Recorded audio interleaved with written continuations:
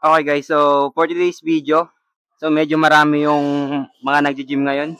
Puno yung gym natin, so medyo crowded pero okay lang din naman, sakto lang din naman yan. So ngayon no guys, so mag-iba tayo ng workout.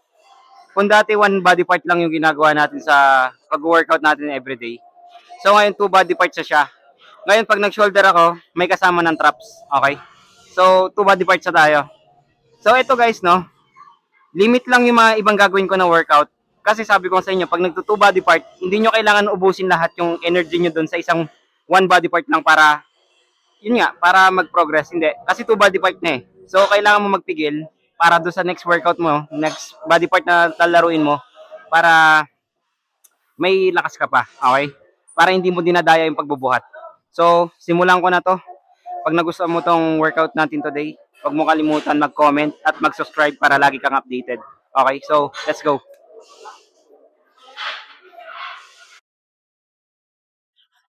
Okay guys. So, first workout natin sa shoulder ngayon. So, Arnold press dumbbell. Seated, okay. So, eto nga guys. Sabi ko nga sa inyo, magto-two body part tayo. So, medyo may mga limit yung workout natin ngayon. Hindi natin uubusin yung lakas natin kasi two body part tayo. So, first workout, seated, Arnold press. So, per set.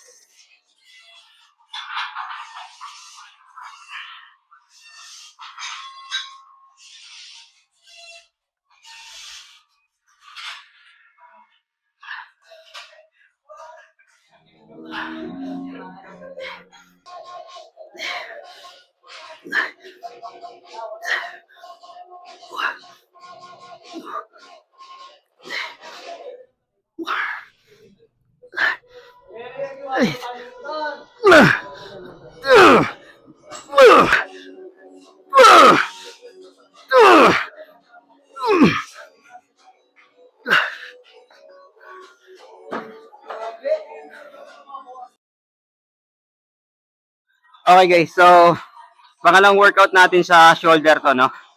So magsa-side lateral raises tayo, dumbbell. So dito guys, focus lang ako sa weights, hindi ako magdadagdag. So focus lang ako siguro LBS 20 lang, LBS 20 or 15. Pero pag nabitin ako, baka drop set ko siya. Pero tingnan natin, okay?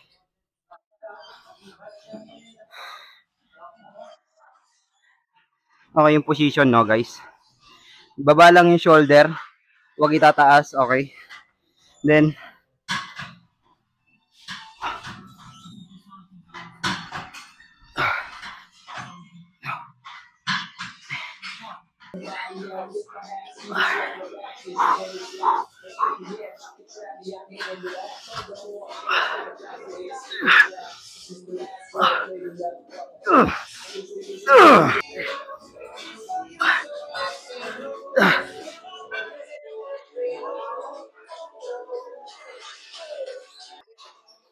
okay guys, so pangatlong workout natin to sa shoulder, okay? So front raise tayo, okay? So gamit lang tayo ng plates. So dito guys, no, hindi nyo kailangan sobrang bigat para gawin tong workout na to. Mahirap siyang patamaan pag sobrang bigat na kasi nawawala na yung focus, okay?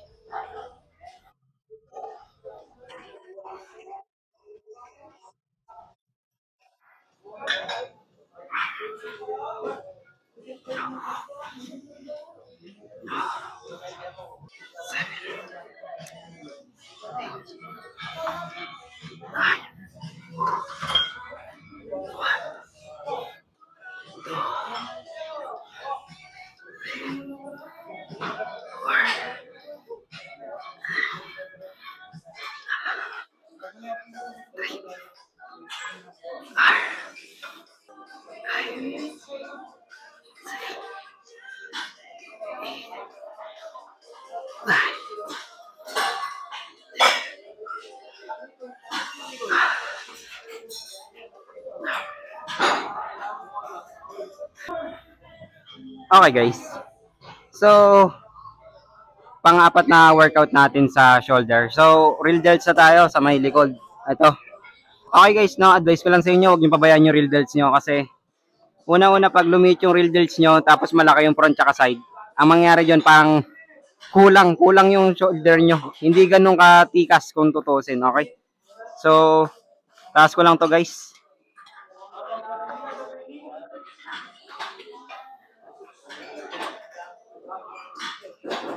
Okay, no. So, para mas maintindihan nyo yung workout natin dito, shoulder level lang nito. Hindi masyadong mababa, hindi sobrang taas, okay?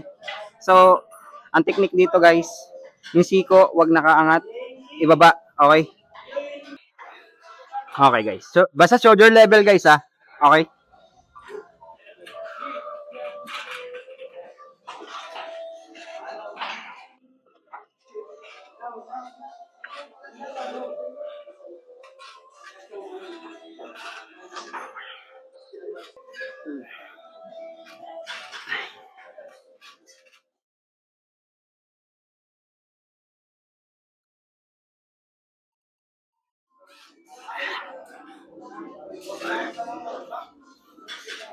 Six, eight,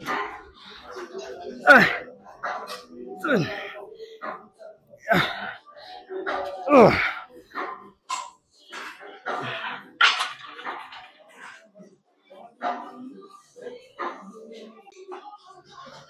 okay. So, panglimang workout natin sa shoulder. So, guys, real delts pa rin siya. Sa baka magtaka yan bakit dalawa ginagawa ko sa real delts. Kasi sabi ko nga sa inyo, mahirap siyang palakihin kung tutusin. Nga pinupush ko siya sa dalawang workout. Then dito guys, sabi ko nga sa inyo, hindi nyo kailangan ng sobrang bigat pag ginagawa nyo itong workout na to. Then ito guys, cable rope. Papunta siya sa may bumbunan. Okay pag ginagawa.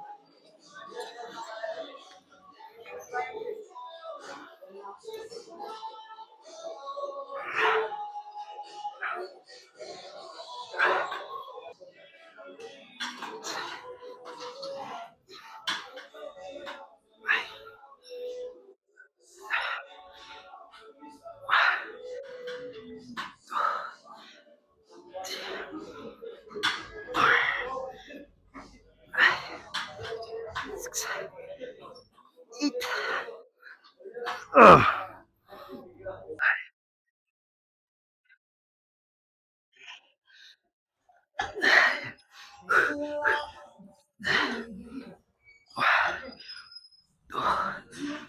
Three.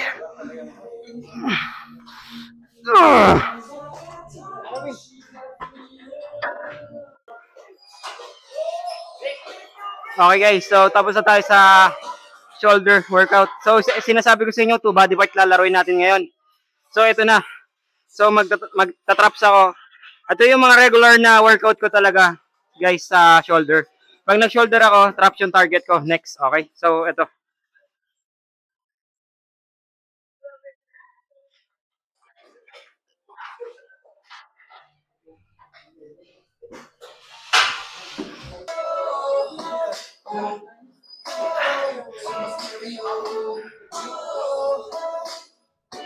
Ah!